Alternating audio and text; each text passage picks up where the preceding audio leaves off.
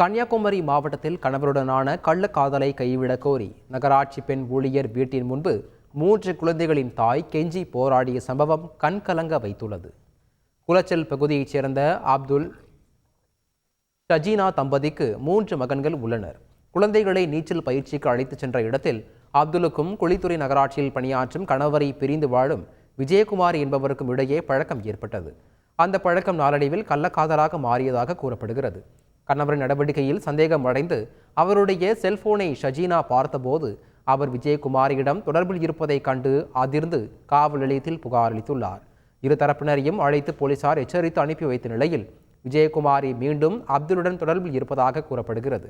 இதனால் வேதனை அடைந்த ஷஜீனா விஜயகுமாரின் வீட்டிற்கு சென்று தனது கணவரை விட்டுவிடு என கதறி அழுதுள்ளார். ஆனால் விஜயகுமாரி வீட்டுக்குள் இருந்தவாறு காவல் நிலையத்தில் புகார் கொடுக்குமாறு பதிலளித்துள்ளார்.